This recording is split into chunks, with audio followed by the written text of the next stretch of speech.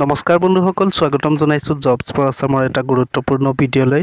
বন্ধুসকল, আমি আজি এই ভিডিঅ'ত আলোচনা কৰিম Srimanta Sankardev university of health সায়েন্সৰ জিএনএম এন্ট্ৰেন্স এক্সামৰ ৰিজাল্ট কেতিয়া ঘোষণা কৰিব তাৰ বিষয়ে এই ভিডিঅ'ত বিতংভাৱে আলোচনা কৰিম। লগতে বন্ধুসকল, যদি মোৰ চেনেলটোলৈ নতুনকৈ ভিজিট কৰিছে, চেনেলটি প্লিজ সাবস্ক্ৰাইব কৰি দিয়ক, লগত থকা বেল আইকনটো দবাই দিয়ক। জিএনএম নাৰ্ছিঙৰ ৰিজাল্ট যদি চাব বিচাৰে তেতিয়াহ'লে আপোনালোকে সেই ভিডিঅ'ত সম্পূৰ্ণ তথ্য পাই যাব। লগতে ইয়াত Srimanta Sankardev university of health সায়েন্সৰ মেইন ৱেবছাইটত আপোনালোকৰ ইয়াত দেখা দিয়া হৈছে। ইয়াৰে যদি অকণমান তললৈ স্ক্ৰল কৰে আপোনালোকে দেখা যাব ৰিজাল্ট দিয়া আছে। ইয়াৰে আপোনালোকৰ ৰিজাল্ট মৰত আপোনালোকে ক্লিক কৰিব লাগিব। তাত ক্লিক কৰাৰ লগে লগে আপোনালোকৰ এনে ধৰণৰ পেজ অপেন হ'ব। ইয়াৰে তললৈ অকণমান যদি স্ক্ৰল কৰে আপোনালোকে ইয়াত দেখা যাব ড্ৰিপামৰ ছেকেণ্ড লিষ্ট এক্সামৰ ৰিজাল্ট ঘোষণা কৰিলে। অলৰেডি ড্ৰিপামত যিসকলে এক্সামত বহিছিলে তেওঁলোকৰ ৰিজাল্ট পাই গ'ল। গতিকে আপোনালোকৰ জিএনএম এন্ট্ৰেন্সৰ আগত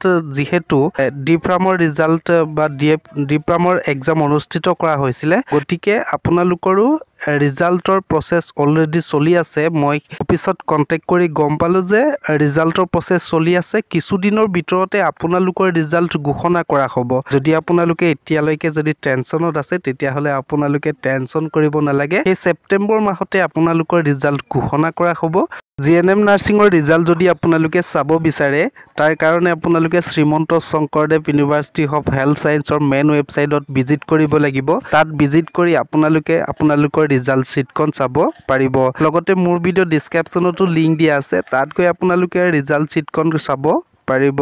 বন্ধুসকল, যদি আপোনালোকে এনএম এন্ট্ৰেন্স যদি দিছে তেতিয়াহ'লে আপোনালোকৰ এডমিট কাৰ্ডখন ৰিলিজ হৈছে। ওপৰত আই বটনত আপোনালোকৰ লিংক দিয়া আছে, তাত ক্লিক কৰি আপোনালোকৰ এনএম এন্ট্ৰেন্স কেতিয়া অনুষ্ঠিত হ'ব, লগতে ইয়াৰ কাট অফ মাৰ্ক কিমান যাব, গোটেইখিনি বিষয় সেই ভিডিঅ'ত বিতংভাৱে আলোচনা কৰা হৈছে।